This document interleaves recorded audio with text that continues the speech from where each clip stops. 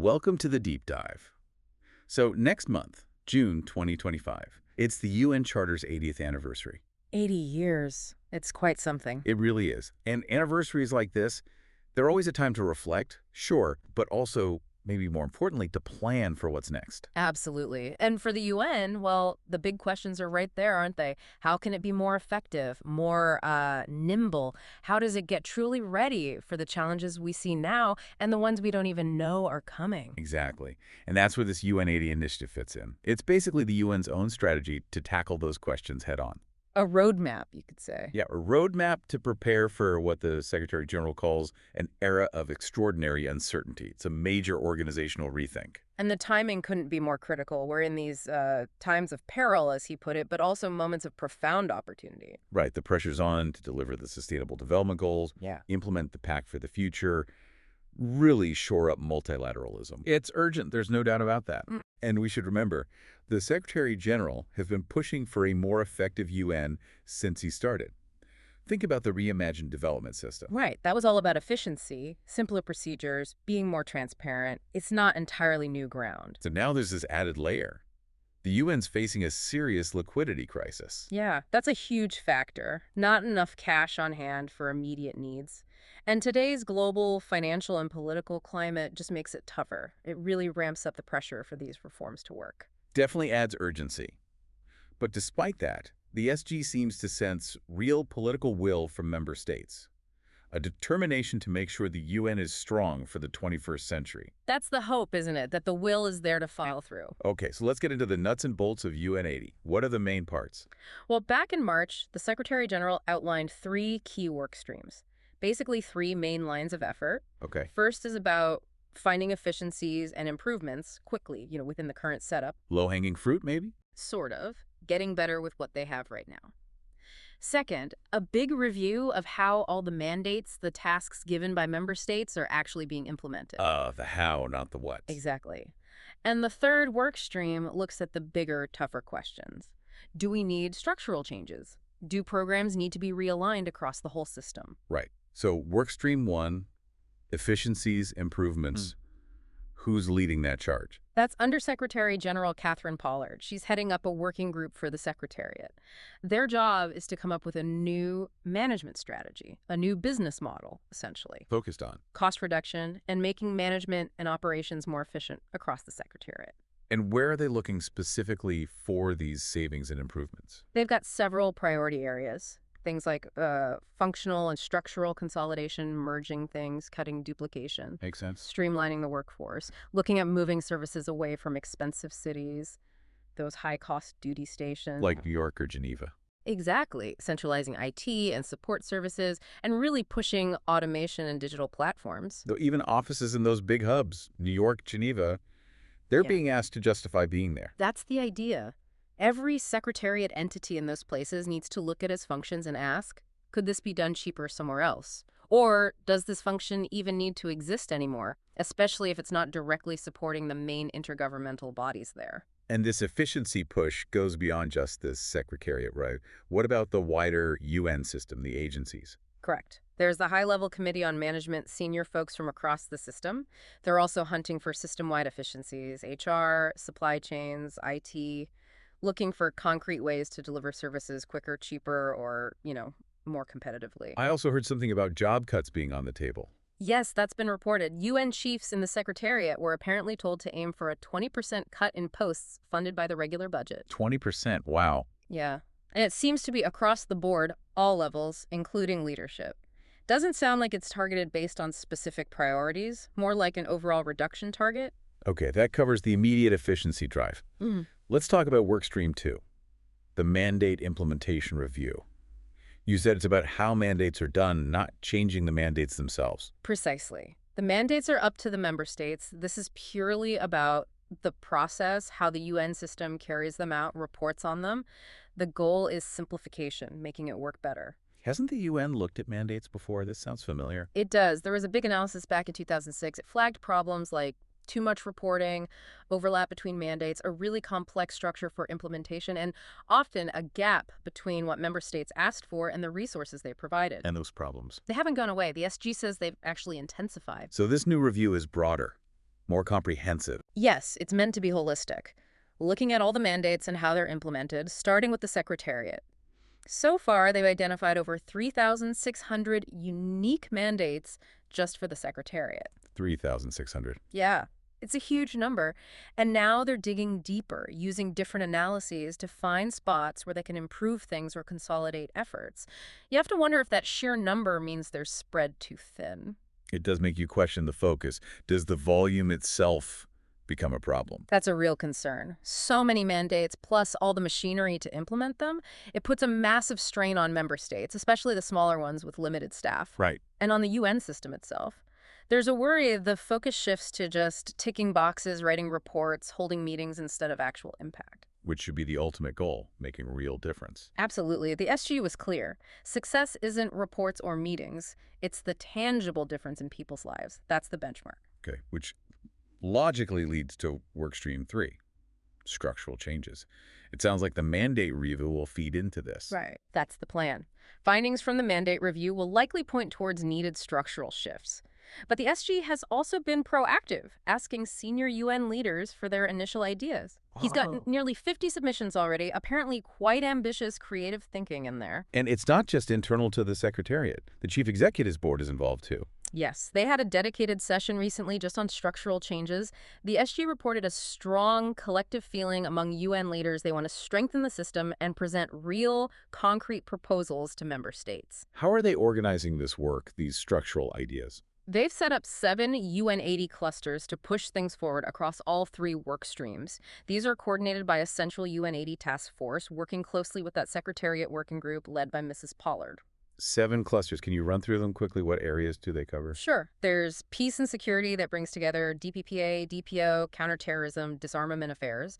Then 2 on development, 1 focused inside the Secretariat, DASA, UNCTAD, ECA, UNEP, and 1 for the wider UN system, UNDP, UNOPS, UNICEF, DCO. Okay.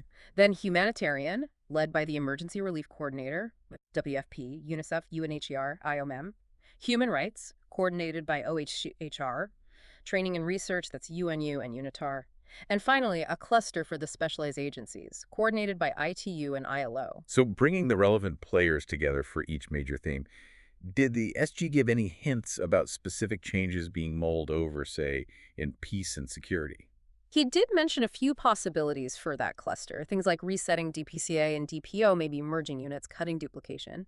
Even mentioned that potential 20% post-reduction for them specifically. Right. Also streamlining the civilian side of peacekeeping, maybe consolidating all counterterrorism work under OCT, and reviewing the whole setup of regional offices, special reps, envoys looking for consolidation and savings there too. That 20% figure for DPPAPO, is that the target everywhere? He framed it more as a reference point for the whole exercise, recognizing that different areas have different needs and specifics. It's not necessarily a hard target for everyone. Makes sense. But changes like cutting staff, moving offices? Yeah. That costs money up front, doesn't it? It does. There will be one-off costs for relocations, maybe separation packages for staff, but the thinking is the long-term savings will be significant. How? Moving jobs out of expensive cities, reducing the commercial real estate footprint, closing buildings. He mentioned 1 lease already ended in New York, and they expect to close 2 more buildings by 2027. So real savings are anticipated down the line. And these efficiency efforts, they cover all funding sources, not just the main budget. That's what he said, the whole Secretariat, all funding streams, and they're actively talking to the wider UN system through those clusters. Sounds like a lot of this needs the General Assembly's okay. Oh, absolutely. Many changes will require GA approval this year and next. The SG has promised close, regular talks with member states all the way through. He also acknowledged this could be tough for UN staff. Yes, he used the word painful. Stress that staff and their reps are being consulted, and the approach needs to be humane and professional during any transitions.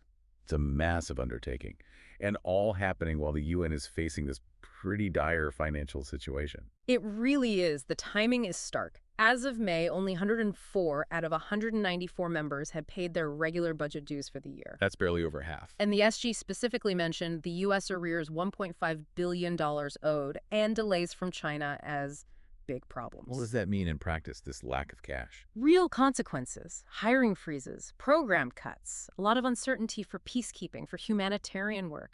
The SG put it very bluntly. This liquidity crisis challenges the very meaning of multilateralism, its very fabric. So UN80 is partly a reaction to being squeezed financially. You have to see it that way, yes. It's definitely a strategic response to these very real financial pressures. And it's not just the core UN budget. We're seeing cuts ripple through the agencies, too, largely due to reduced U.S. foreign aid. Right, we saw those reports, WFP, UNHCR, others facing major cuts. Yeah, pretty dramatic figures. WFP looking at maybe 30% staff cuts. UNHCR aiming for 30% cost reduction, having senior posts, maybe even closing some country offices. UNICEF expecting a 20% funding drop. IOM reporting a 30% drop, ending programs affecting 6,000 staff, cutting 20% at HQ. OCHA announced a 20% staff cut. That's devastating for their work on the ground. It's incredibly tough. There was some reversal on WFP emergency funding cuts in a few places after the initial U.S. cuts were announced, but places like Afghanistan and Yemen still face major reductions.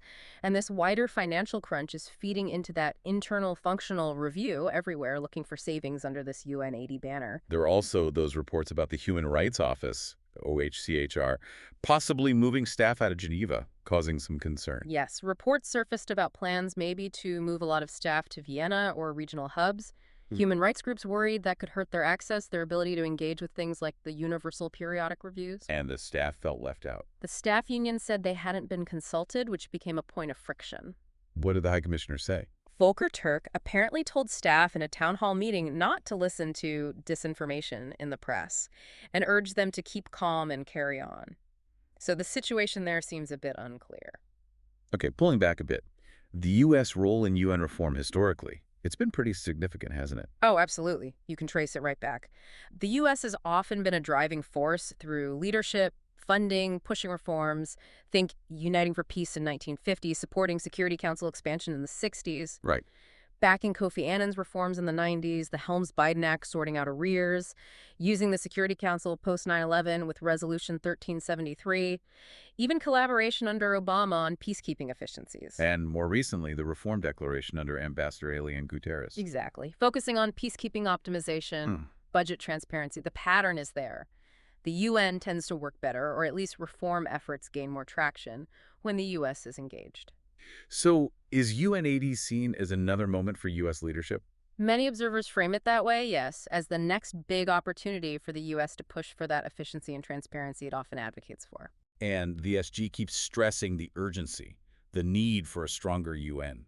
He does. An analysis suggests this really is a pivotal moment for all member states, the U.S. included, to step up and shape this. But amid all this talk of efficiency and structure, the core principles remain non-negotiable. That's the firm message from the Secretary General. Upholding the Charter's purposes and principles, never compromising core values, ensuring the three pillars, peace and security, development, human rights, all reinforce each other. And things like geographic balance in staffing, gender equality, those remain priorities. Yes, he reaffirmed commitment to those and to disability inclusion strategies as well. Also stressed focusing on the interests of all member states, especially developing countries. So success really depends on everyone buying in. Fundamentally, active engagement, support from all member states, that's crucial for it to be inclusive, innovative, truly representative.